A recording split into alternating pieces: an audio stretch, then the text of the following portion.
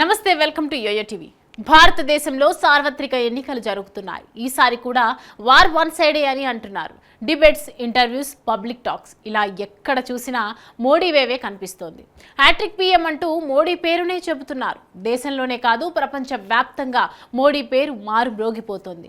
దేశ ప్రజలతో పాటు విదేశాల్లో నివసించే వారిలో కూడా ప్రధాని మోడీకి మంచి ఆదరణ ఉంది. ఇందుకు ఆయన 10 ఏళ్లలో దేశాన్ని అభివృద్ధి చేసిన విధానం మాత్రమే కాదు, వ్యక్తి తనను తాను మార్చుకున్న తీరు కూడా. 7 దశాబ్దాల భారత రాజకీయ చరిత్రలో మరెవరికీ దక్కనటువంటి అరుదైన, అనూహ్యమైన, అసాధారణమైన ఘనత ఆయనది.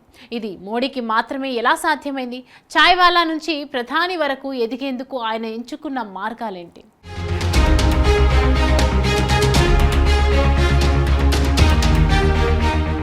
ఓ సామాన్య కుటుంబంలో జన్మించి అంచెలంచెలుగా ఎదుగుతూ సువిశాల భారతదేశ ప్రధానమంత్రి కావడం అంటే మామూలు విషయం కాదు.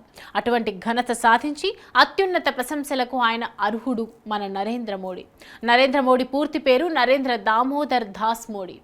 ఆయన 1950 సెప్టెంబర్ 17న గుజరాత్లోని మెహసానా జిల్లాలోని వాత్నగర్లో ఒక దిగువ మధ్యతరగతి కుటుంబంలో జన్మించాడు.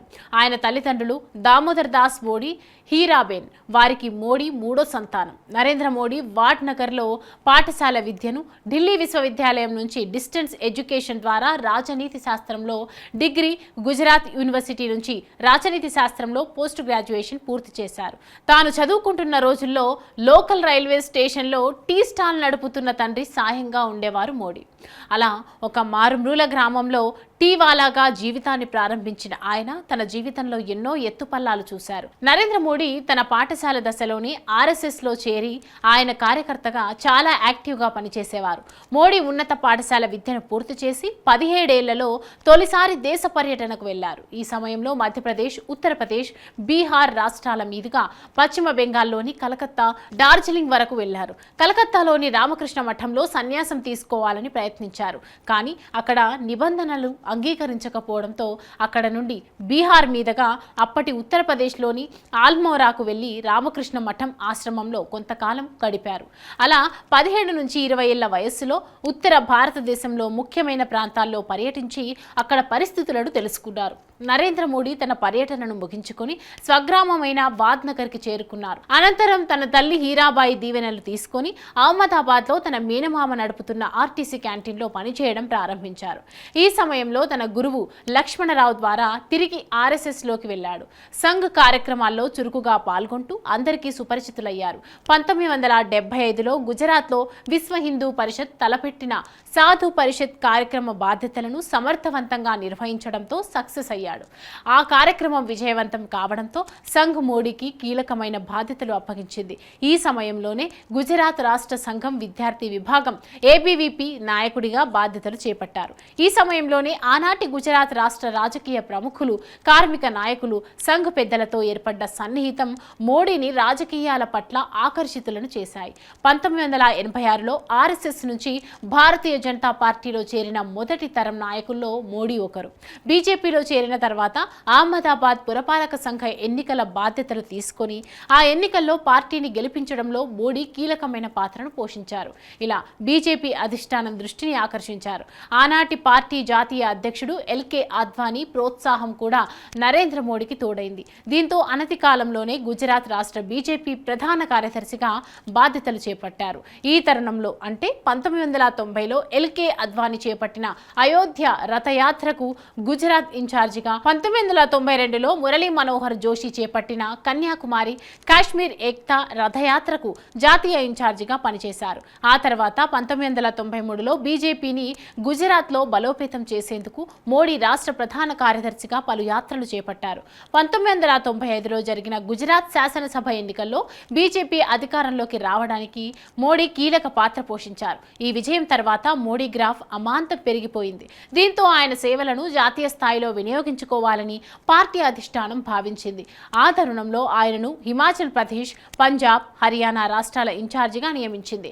ఆ బాధ్యతలను సమర్థవంతంగా చేపట్టిన మోడీ ఆయా రాష్ట్రాల్లో పార్టీని బలో బలోపేతం చేయడమే కాకుండా పార్టీని అధికారంలోకి తీసుకురావడంలో కీలక పాత్ర పోషించారు. 1997లో అద్వానీ చేపట్టిన స్వర్ణ జయంత రథయాత్ర నిర్వహణ బాధ్యతను తీసుకుని నరేంద్ర మోడీ ఆ రథయాత్ర విజయవంతం కావడంలో కీలకమైన పాత్ర పోషించారు. ఇలా నరేంద్ర మోడీ సాధించిన విజయాలను గమనించిన ఆర్ఎస్ఎస్, బీజేపీ నాయకత్వం ఆయనను 1998లో బీజేపీ జాతీయ ప్రధాన కార్యదర్శిగా నియమించింది.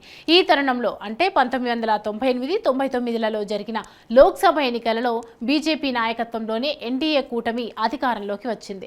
మరోవైపు పార్టీ ప్రధాన కార్యదర్శిగా ఉంటూనే 1998లో జరిగిన గుజరాత్ శాసనసభ ఎన్నికల్లో తన వ్యూహాలతో బీజేపీని గెలిపించారు. దీంతో పార్టీలో సీనియర్ నేత కేశుభాయ్ పటేల్ ముఖ్యమంత్రి అయ్యారు. 2000లో గుజరాత్లోని కుచ్ ప్రాంతంలో సంభవించిన భారీ భూకంపం తర్వాత సహాయ కార్యక్రమాలు చేపట్టడంలో కేశుభాయ్ ప్రభుత్వం విఫలమైందని ప్రతిపక్షాలు పెద్ద ఎత్తున విమర్శలు గుప్పించాయి. దీంతో బీజేపీ అధిష్టానం కీలక నిర్ణయం తీసుకుంది. 2001 అక్టోబర్లో నరేంద్ర మోడీని గుజరాత్ సీఎంగా ప్రకటించి మోడీకి సీఎం పీఠాన్ని అందించింది. ఇలా 2001లో తొలిసారి గుజరాత్ సీఎంగా పదవి బాధ్యతలు చేపట్టారు.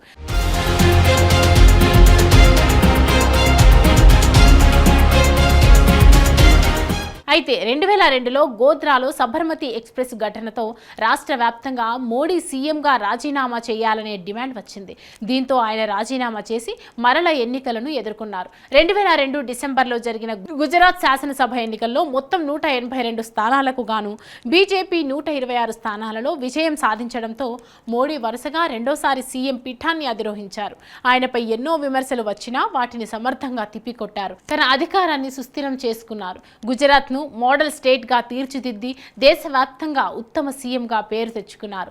ఇలా నరేంద్ర మోడీ 2001 నుంచి 2014 వరకు వరుసగా 4 సార్లు సీఎం అయ్యారు.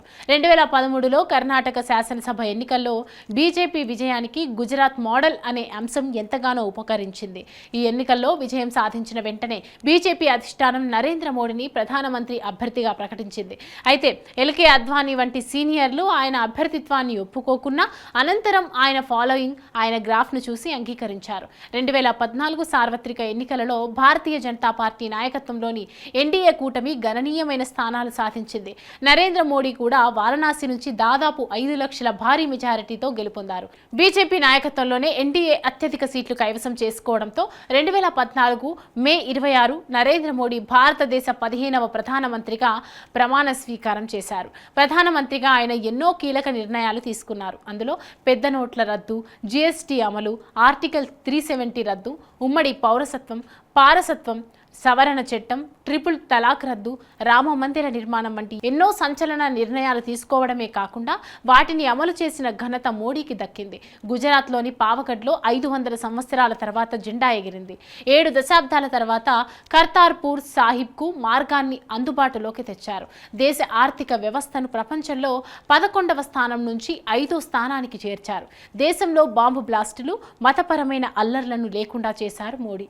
కరోనా సమయంలో ప్రజలకు అండగా ఉన్నారు. అలాగే పీఎం కిసాన్ సమ్మాన్ నిధి, ప్రధానమంత్రి ఉజ్వల యోజన, శ్రమయోగి మాన్ధన్ యోజన, ఆరోగ్య సంరక్షణ కార్యక్రమం, Ayushman Bharat, Pradhan Mantri Jan Dhan Yojana, Jan Suraksha, PM Kisan Samman Nidhi, make in India, Yoga Divas వంటి పథకాలు ప్రవేశపెట్టారు. అలా ప్రజల్లో దార్శనికుడిగా గుర్తింపు పొందారు. నరేంద్ర మోడీకి తొలి ఫిలిప్ కోట్లర్ ప్రెసిడెన్షియల్ అవార్డు లభించింది.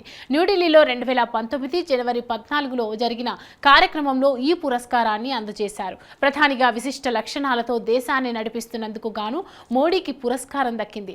లెజెండరీ సింగర్ లతా మంగేష్కర్ స్మారకార్థం ఏర్పాటు చేసిన తొలి స్మారక అవార్డును ప్రధానమంత్రి నరేంద్ర మోడీ 2022 ఏప్రిల్ 24న ముంబైలో స్వీకరించారు. భారతదేశానికి నిస్వార్థ సేవలు అందించినందుకు గాను ఆయనకి ఈ అవార్డును ప్రదానం చేశారు. 2024లో ఎన్నికల్లో అధికారం అడుగుతోంది కూడా పేదలు, మధ్యతరగతి ప్రజలకు కళలను సహకారం చేయడం కోసం మాత్రమే అని మోడీ చెబుతున్నారు.